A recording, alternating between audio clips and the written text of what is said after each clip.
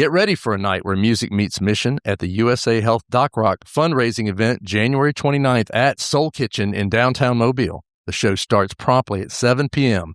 Purchase tickets and vote for your favorite bands online today at usahealthsystems.com/Doc Rock and join the fun.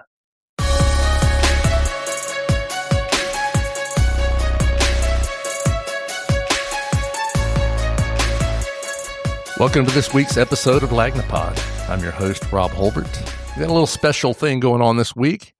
Got Fox 10 legend Byron Day here in the studio. So Byron and I are going to spend a little time talking today and just talking about life in media. Oh, man, I tell you what, it's a pleasure to be here, Rob, and a pleasure to be on Lagnapod, man. I'm a listener, an avid listener, and I know you are. You're always right on it and telling me, you give me advice and feedback sometimes. Yeah. So, how are you doing these days? You know what? It's been. I cannot believe how much fun I'm having. Not having a schedule. I mean, in the mornings when I'd be, working out or trying to go to the grocery store or gathering information for the newscast at night, I always had one eye on the clock. Yeah. Because I knew I had to be in the office 12:30, 1 o'clock, and then I was there. Right. I even hated going out for lunch, to say the truth.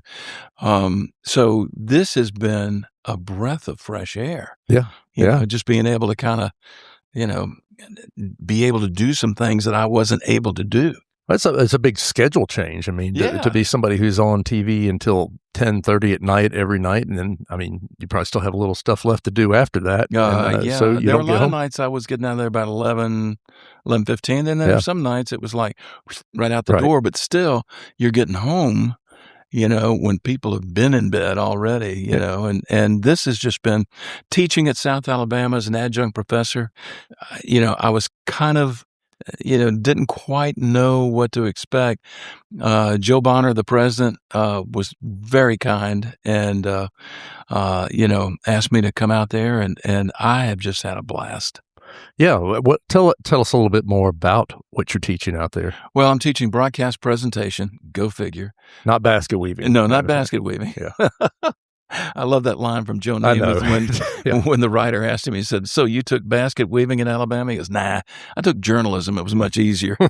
So, but the thing I like the most is the students I've had are so hungry to get what they can about the business and how to do it and what you need to say, how you need to say it, trying to get, people to talk, about a certain subject. They're very hungry. They're very hungry. And, at the start of every class, I go, "Who wants to be on TV?" And if somebody raises their hand, I go, "The drama department is right down the street," because it's not about being on TV. Right. It's about bringing something to people every day that they can use, that they can muse, whatever, but bringing information that people trust you. So there are still people who want to be journalists in this world. Yeah. I've had some people tell me that they want to be, they don't want to be journalists. They want to be influencers. Influencers, yes. And I'm like, okay, that's great. That's a different thing. Yeah, well, that's why there's vanilla and chocolate ice cream, I guess. But no, we teach. Joe Bonner wanted to make sure that what we're doing at South Alabama is journalism. Yeah, and if they don't like, taking this seriously, then they can do something else. Yeah. Well, it's I think people who are not in media have a tendency to think about newspapers and even television, local television, as maybe being, a dinosaur, being on the way out. But, as I always, when I talk to young people, I said, people still want news, and there's still a way to deliver news. Delivery method may change a little bit, but news is still news, and journalism is still necessary. How do you think people are approaching it? Are people approaching it differently now? I think, when I started in the business, and certainly when you probably started too, when you were in your career in Washington, there were 3 TV stations. Yeah. That was it. There were 3 networks. Sure. That was it. And then there was PBS. Yeah. So 4 stations.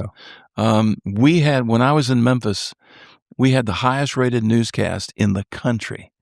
I mean, it was incredible. Is that like audience share? You mean? Or, yes. Yeah. I mean, it was, I couldn't believe the numbers, but again, everybody watched. Everybody watched. Yeah. You know, and, you know, we were eyewitness, happy talk news, but we still were very journalistically sound, and people respond to that.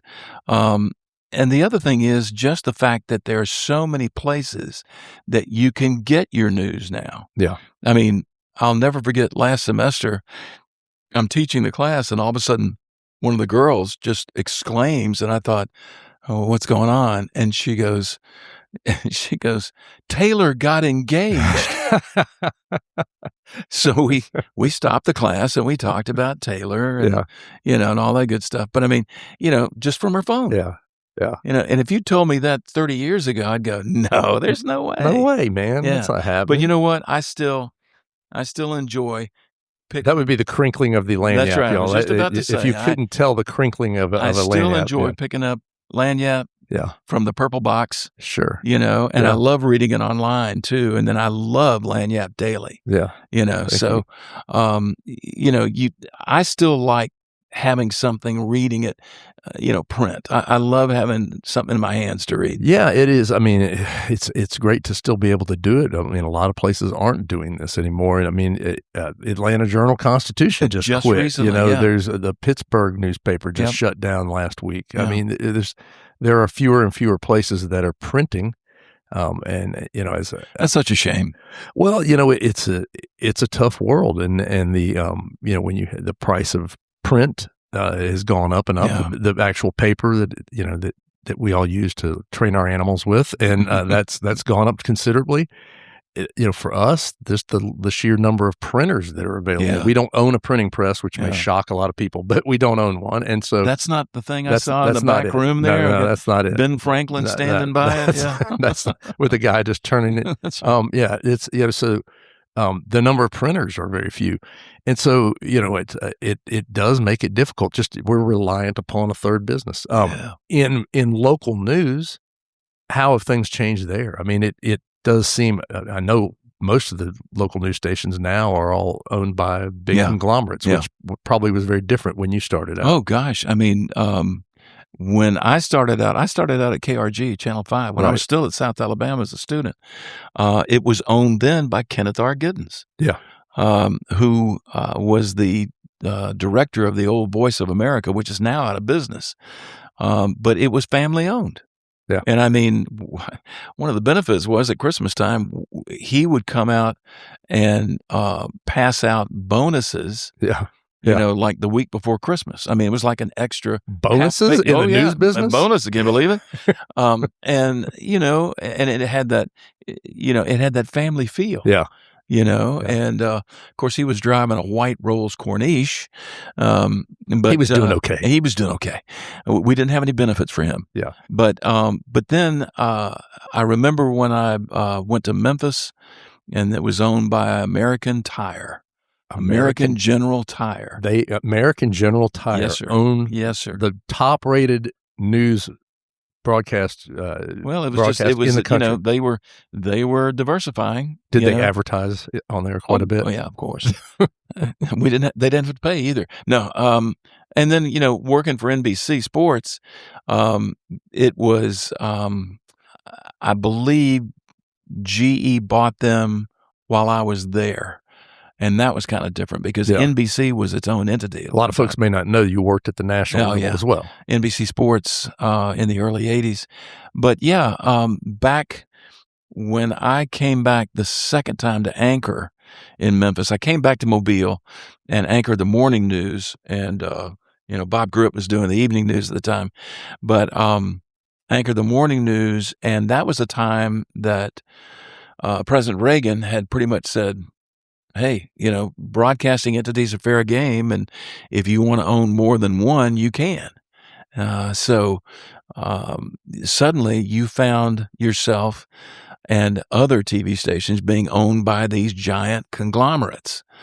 And it was just incredible, how that happened, how quickly it happened.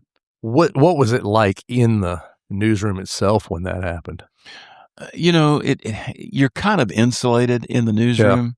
You hear about, oh, we just got sold again, and as long as the paycheck cashed, you were good, Right. because But you didn't feel from a news standpoint that was creeping in at that point. No, and it was still go out, find the story, present the story right down the middle, and because if you did it any other way, you'd lose your credibility, and then no one would watch.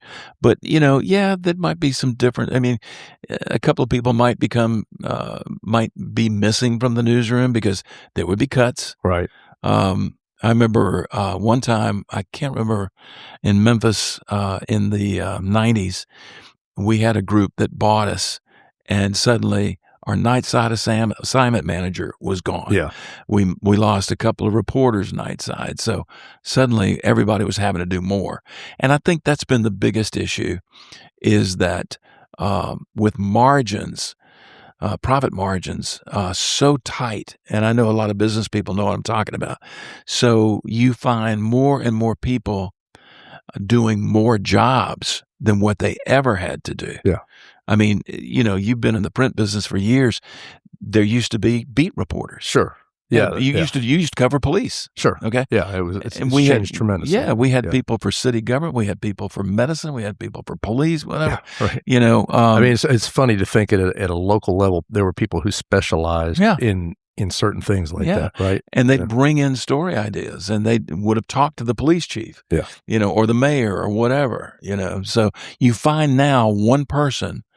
You got to find that one person that can be an investigative reporter, can cover City Hall, can cover, just all these different things. And you got to know, the one thing I tell my students is, when I, because I quiz them when they come in the door, what's the big story today? All right. What's the big local story? What's the big national story? Because I always believed in being prepared as soon as my eyes open, I started getting prepared for the day. Yeah. I remember asking one guy one time, a producer, I said, so when do you start preparing for the newscast? And he goes, when I walk in the back door to the newsroom. It's too late. I know. You may remember Randy Wood, who used to work at Channel 5. I worked with Randy quite a bit over in Mississippi, and he used to sleep with 3 police scanners going. It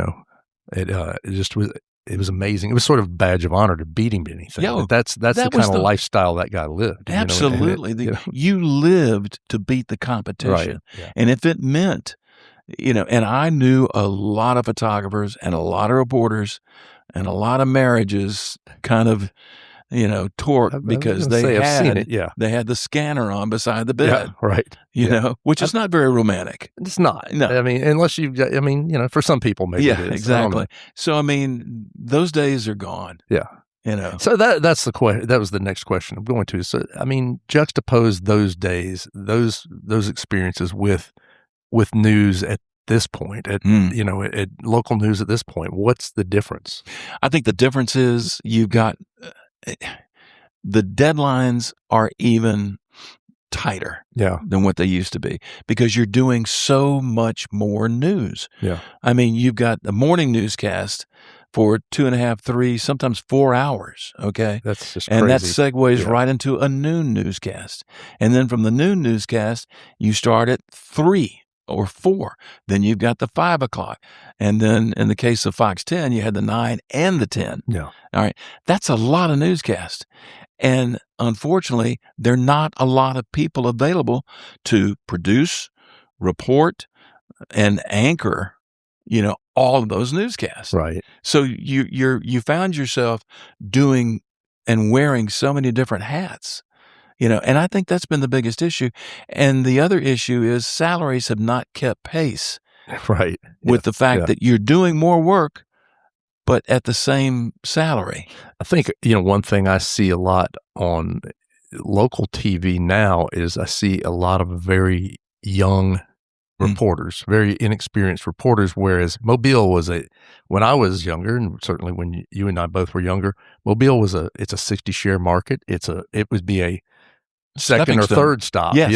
And for somebody along the way if they're trying to make it to the big leagues per se, I was very fortunate in that but when I started Mobile and I started doing the weather, and I do not have a meteorology. I was going to say, you're the weatherman at one point? I was the weatherman.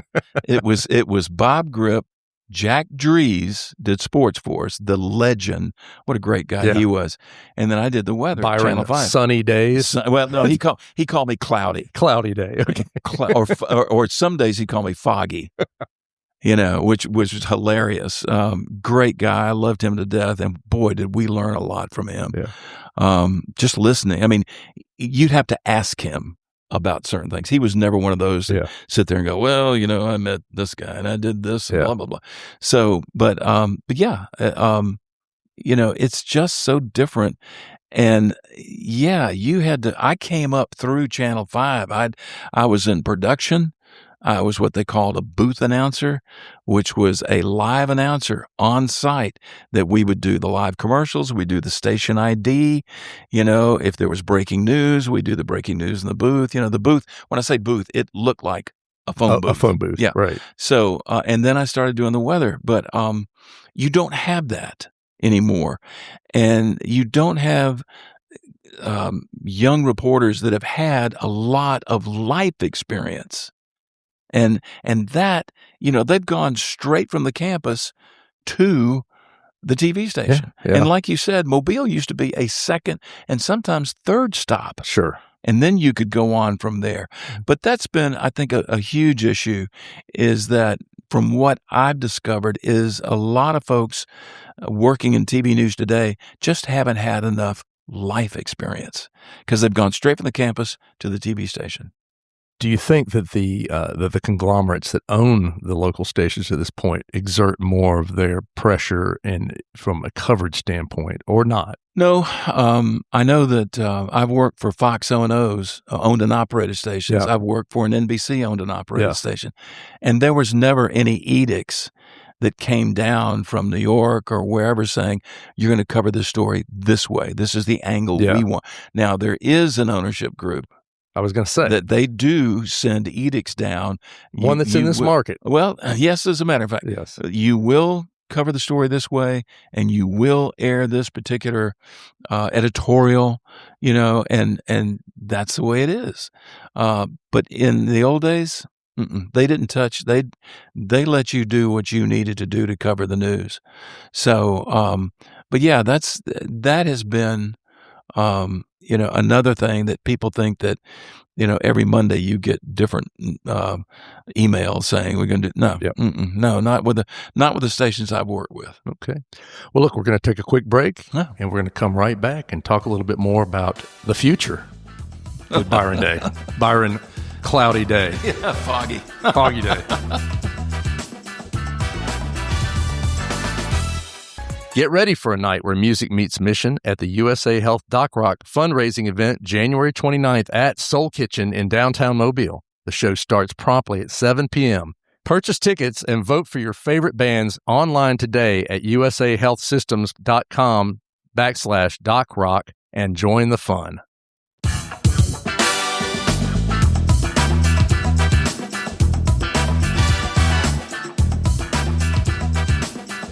And we are back. So we talked about how things were and how things are. We talked about how things were, how things are. Oh my gosh. How they're going to be. Yeah. Where are we going with this? Well, where's news going in your opinion? Yeah, that's a great. We had more fun back in the day. I think everybody says that, but I feel absolutely certain. Now we worked our tail off. Yeah, but just a looser atmosphere. You had a lot of fun. News was fun. I mean, it was a fun job. And we were all kind of doing. I mean, it's one thing to be able to share with people what's happening in the world, right, what's happening in their backyard, what's happening, that type of thing. But there was a looseness there among the group. You sat around after newscasts and you you talked about the newscast. Sure. You talked about the events of the day, and that's where I learned. A lot of times you ended up at a bar talking about those things, Sometimes, and there were, places, there were media bars. I remember, down Molly's at the market down in New Orleans, that was a place you I heard go about and that place. everybody's there, Well, it was Trinity's, I think, was one I place. was going to say, I believe that may have been. And there were a couple other places. Croc-Myers was another place. Yes. I believe that there would be discussions. Yes. But most of the time, it was so cool that, you just hang around the newsroom. Right. And you learn so much, especially if you had someone that had been around a while. You got to have some of the grizzled veterans around to tell you some things. But now we are in the age of AI. We are in the age of diminished or fractured audience, maybe, say that the audience is fractured. And, what we're doing, it's very different from the standpoint when I started in the news. It was, often, whatever somebody broke, if the newspaper or the TV station broke it, everybody else was following that. Mm-hmm. We got to get that story. Yep. And that doesn't happen anymore. I mean, you can break some amazing stories and you won't see anybody do it. If you don't have a way to advance the story. I remember when I was working in Raleigh and Dean Smith retired. Dean Smith was the former head basketball coach at UNC, wildly successful, had been there years, was an icon. Okay. I got a tip from a friend of mine that I trusted implicitly. And he told me, he said, Dean's retiring tonight. And I said, tonight? He goes, yeah, tonight. So we went with it. I got a couple more sources to confirm that. We went with it. We broke it. We were the NBC O&O there in Raleigh. And I'm like feeling so good that we just absolutely killed the competition. I mean, I'm a competitive person by nature. Right. So, man, I was high-fiving everybody and, driving home, singing with the windows down, everything. And the next day, the then CBS affiliate, WRAL, another family-owned station, they advanced the story and they owned it from that point on. We failed to pick it up and keep advancing the story. They advanced it and it was their story as far as the people that were watching TV. Yeah. So, that was one of those times that you got to, okay, all right, hey, they beat us. Okay, so what's the next step? What's the next angle? How can we make this story ours? I'm constantly dumbfounded by the stories. A lot of stories that we do that do not get picked up by any other media in the state, and it just blows my mind. I don't think anybody's picked up the cover story you had 3 weeks ago about Spanish Fort Police Chief. Climbing Everest. I thought that was a tremendous story. Yeah, it's a cool story. And I mean, it's very visual. I mean, he took all these tremendous pictures. But it is just a different world in that regard. And, where do you see things going from the standpoint of reporters with AI? I mean, I know that's a constant issue. It's something everybody thinks about. What's it going to mean? Are we going to be, are broadcast reporters going to be out on the street so you can have an AI, have an AI anchor telling you what's going on? I mean, to answer the short answer, I mean, I could open up my AI and say, I need 25 seconds on whatever subject, put my face on it, have me do a stand-up, and in 30 seconds is done. Yep. Now, what I tell my students is AI is a great slave, but it's a horrible taskmaster, because you've got to absolutely track down, because AI pulls from so many different sources. Right. And some of those sources may not be accurate. May not. Yeah. Yes. Probably not. Probably not. Yeah. So you've got, there's still a human element that needs to be involved there to check those stories out. It's a fantastic tool for the standpoint of research that, obviously when we started, you had to go down to the courthouse and slog through ask somebody, ask Sally to get the records in the back and whatever, and, and look through them. And now then it turned into, well, I can go online and look for it and and now you just say, AI, I need to know X, Y, Z, and it, boom, 30 seconds, it's all there. And you you incorporate that, and I do see the day. And there are a couple of TV news websites that have actually put people, said, hey, take a look at this anchor. And they wouldn't say where he was or she was, whatever. And they'd be just boom, boom, boom, doing the newscast and everything. And they'd say, that anchor does not exist. Yeah. It's an AI compilation. Well, I think that, it's like Hollywood's going through that whole thing with Tilly, whatever, the actress that is an AI actress. That people are trying to sign to a contract. I mean, crazy.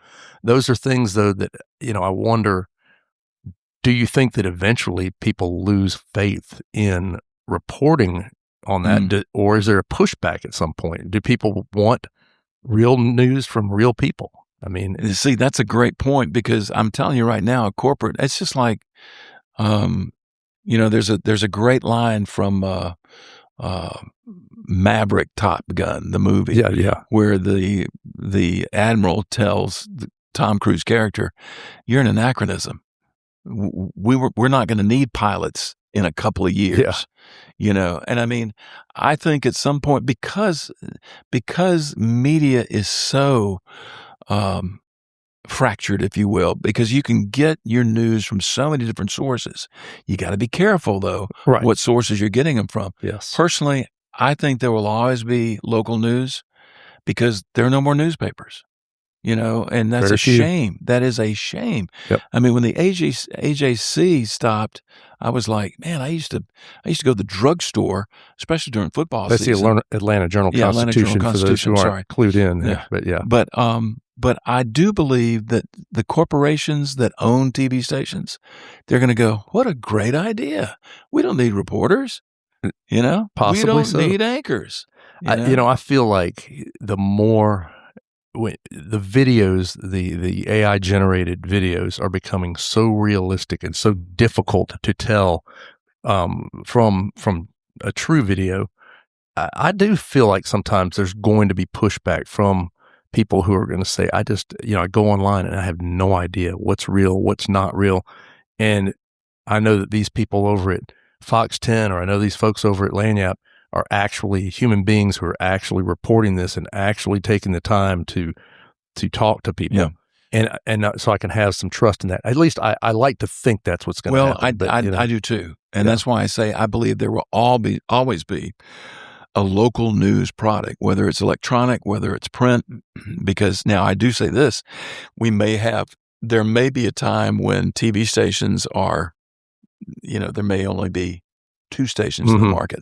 Yeah. Or maybe 1, because it is not a business you can get rich like back in the Not like in the you 70s. Can't be driving that Rolls Royce like Giddens did back in the day, right? I tell you what, that thing was fine.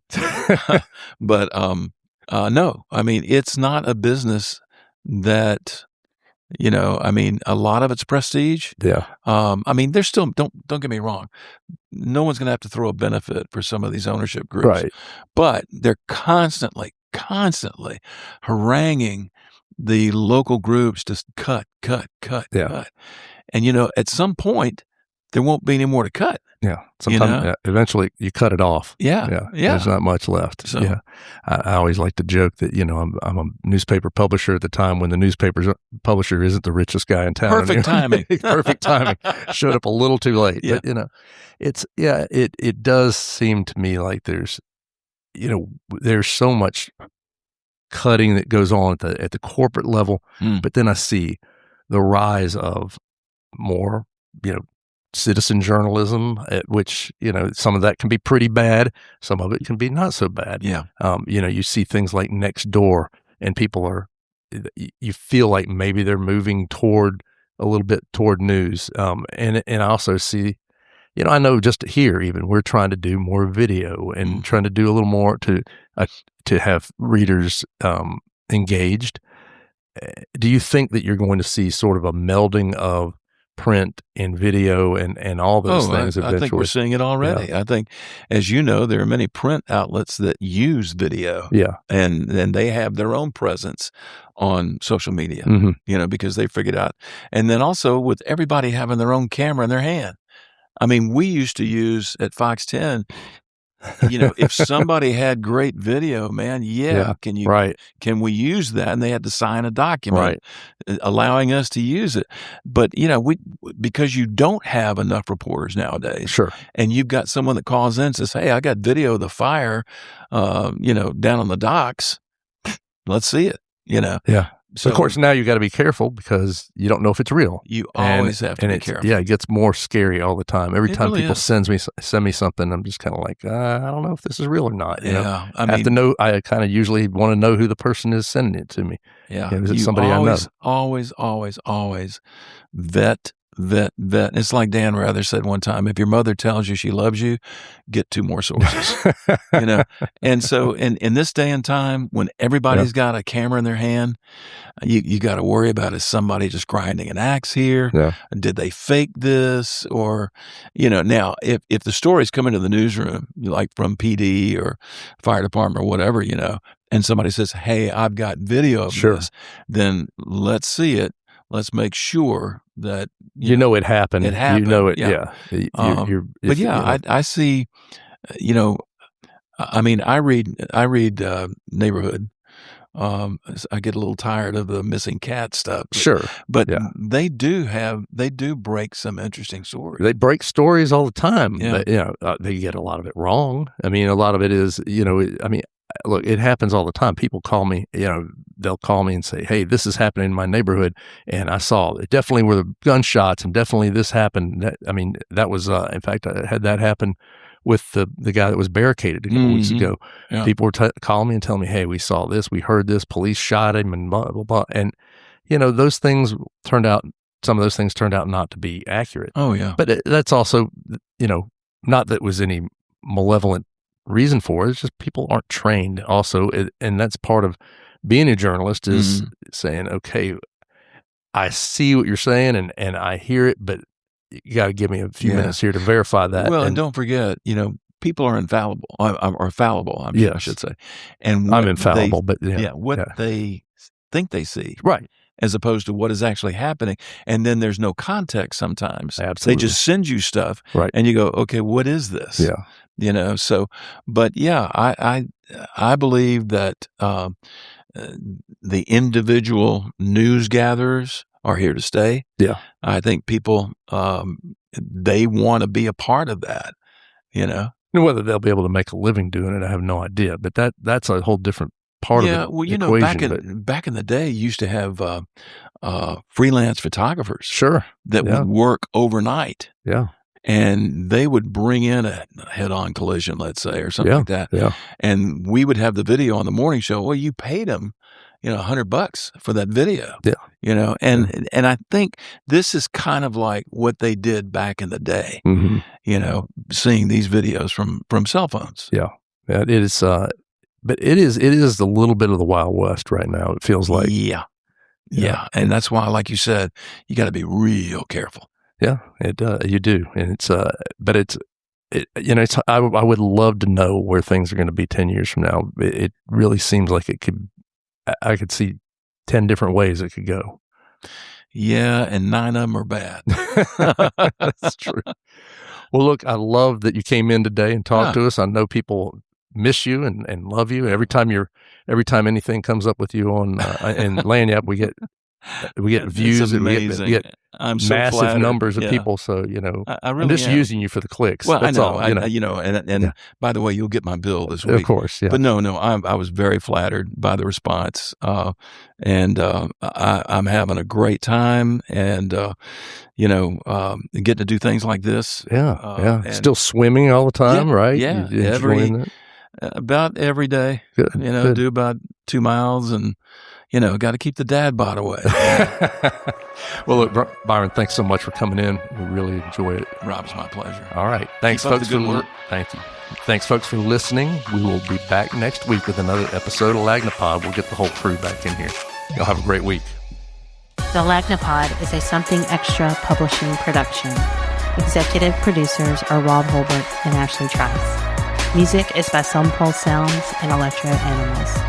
Only subscribers like you have access to this podcast. Tell your friends they can sign up at my.lanyapmobile.com. For advertising opportunities, please call 251-450-4466.